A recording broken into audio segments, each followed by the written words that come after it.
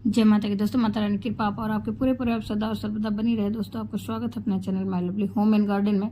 आज हम लोग जानेंगे दोस्तों विनायक चतुर्थी व्रत कथा, जिस कथा को सुनने मात्र से गणपति भगवान की कृपा बरसती है और आपके सारे कष्ट दूर होते हैं। दोस्तों, तो उस पौराणिक व्रत कथा को हम लोग सुनेंगे, लेकिन आपसे अनुरोध है कि इस कथा को पूरा सुने। कहीं ऐसा ना हो कि बीच में आप आधा अधूरा छोड़ दें। वैसे भी कहा जाता है कोई भी अगर पूजा पाठ की कथा सुन रहे हैं तो पूरा सुनना चाहिए, नहीं तो आपको दोष लग सकता है। दोस्तों, इसलिए आपसे अनुरोध है कि पूरी कथा को सुनें और कुछ भी आपको उपयोगी लगे तो लाइक करना ना भूलें, अपने फ्रेंड्स और फैमिली में शेयर करना भी ना भूलें। आप पहली बार मेरे चैनल पर आए तो मेरे चैनल को सब्सक्राइब करें, बेल नोटिफिकेशन अवश्य ही दबाएं, जिससे आने वाली वीडियो आपको सर्वप्रथम प्राप्त हो सके। दोस्तों, आपका एक लाइक हम लोगों को बहुत हौसला देता है, बहुत ऊर्जा देता है। दोस्तों, बहुत महत्वपूर्ण आप होता है आपका एक लाइक, तो लाइक अवश्य ही करें।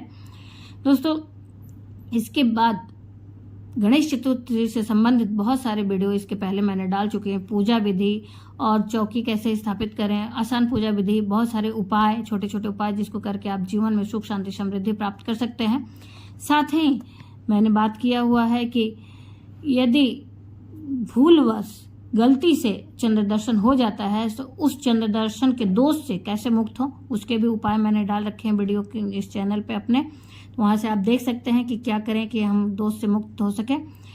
तो दोस्तों, हम लोग पौराणिक कथा को जानते हैं। आज विनायक चतुर्थी का व्रत किया जाता है और ऐसा माना जाता है कि कोई भी व्रत उसकी कथा या उसकी जो पौराणिक मान्यता है उसके पूरा मतलब विधि विधान से ना किया जाए तो पूरा फल नहीं प्राप्त होता है।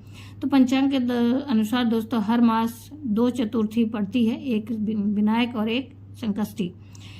एक शुक्ल पक्ष की चतुर्थी तिथि का और दूसरा शुक्ल पक्ष की कृष्ण पक्ष की चतुर्थी तिथि का पड़ता है, जिसे संकष्टी चतुर्थी कहते हैं।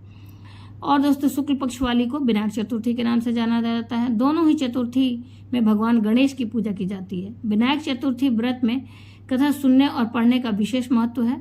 अगर आप चतुर्थी तिथि का व्रत नहीं कर रहे हैं तो भी आप कथा सुनने मात्र से जीवन में जो भी दिक्कत परेशानी है, कष्ट है, वो समाप्त हो जाते हैं। तो आप उस दिन सात्विक भोजन ग्रहण करें और विधि विधान से पूजन करें और कथा अवश्य सुनें।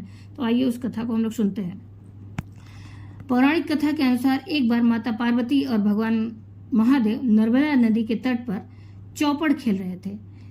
खेल में हार जीत का फैसला करने के लिए महादेव ने एक पुतला बना दिया और उसकी प्राण प्रतिष्ठा कर दी। भगवान महादेव ने बालक से कहा कि जीतने पर विजेता का फैसला करे।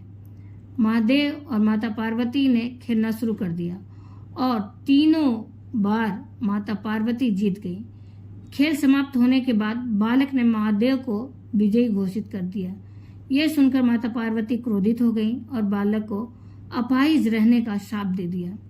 माता पार्वती ने जब शाप दे दिया तो बालक बहुत ही दुखी हो गया और रोने लगा और क्षमा मांगने लगा कि मैं जानबूझ के ऐसा नहीं किया, भूलवश हो गया। और उसकी क्षमा मांगने पर माता ने उसे उपाय बताया। इसके बाद माता पार्वती ने बालक के क्षमा मांगने पर कहा कि ऐसा भूलवश अगर हुआ है तो, जिसके बाद माता पार्वती ने कहा कि सांप तो वापस नहीं लिया जा सकता, लेकिन इसका एक उपाय है। माता पार्वती ने बालक को उपाय बताते हुए कहा कि भगवान गणेश की पूजा के लिए नाग कन्याएं आएंगी और तुमको उनके कहे अनुसार व्रत करना होगा, जिससे तुमको सांप से मुक्ति मिल जाएगी। बालक कई सालों तक सांप से जूझता रहा और एक दिन नाग कन्याएं भगवान गणेश की पूजा के लिए आईं, जिनसे बालक ने गणेश व्रत की विधि पूछी। बालक ने सच्चे मन से भगवान गणेश की पूजा की, जिससे प्रसन्न होकर भगवान गणेश ने वरदान मांगने को कहा। तो बालक ने भगवान गणेश से प्रार्थना की और कहा कि हे विनायक, मुझे इतने शक्ति दे दें कि मैं पैरों से चलकर कैलाश पर्वत पर जा सकूं। भगवान गणेश ने बालक को आशीर्वाद दे दिया और अंतर्ध्यान हो गए। इसके बाद बालक ने कैलाश पर्वत पर भगवान महादेव को शाप मुक्त होने की कथा सुनाई। चौपड़ वाले दिन से ही माता पार्वती भगवान शिव से रुष्ट हो गई थी। बालक के बताए अनुसार भगवान शिव ने भी 21 दिनों तक भगवान गणेश की व्रत पूजा किया। व्रत के प्रभाव से माता पार्वती के मन में भगवान महादेव के प्रति नाराजगी खत्म हो गई और मान्यता है कि भगवान गणेश की जो सच्चे मन से पूजा अर्चना और आराधना करते हैं उनके सभी दुख दूर हो जाते हैं। साथ ही कथा सुनने व पढ़ने मात्र से जीवन में आने वाले सभी विघ्न दूर हो जाते हैं। इसी प्रकार से एक बार कार्तिक भगवान माता पार्वती से रुष्ट होकर चले गए थे कैलाश से।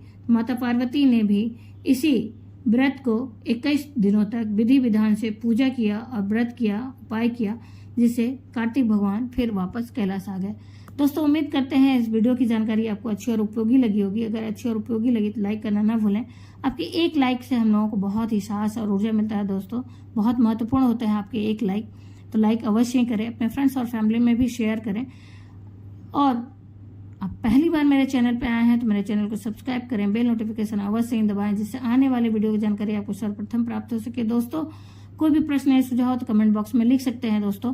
और इस संबंधित चतुर्थी से संबंधित बहुत सारे वीडियो मैंने डाल रखी है, आसान पूजा विधि और बहुत सारे छोटे छोटे उपाय वाली। और साथ ही अगर चंद्र दर्शन हो जाता है तो उस पाप से कैसे दोष मुक्त हों, तो इससे संबंधित भी वीडियो चैनल पे है। वो आई बटन और डिस्क्रिप्शन में लिंक मिल जाएगा दोस्तों, वहां से भी आप देख सकते हैं। धन्यवाद दोस्तों, फिर मिलते हैं एक नई जानकारी के साथ नए वीडियो में। तब तक के लिए जय माता की, माता रानी की कृपा और आपके पूरे परिवार सदा और सर्वदा बनी रहे दोस्तों। और गणेश चतुर्थी की बहुत सारी शुभकामनाएं दोस्तों।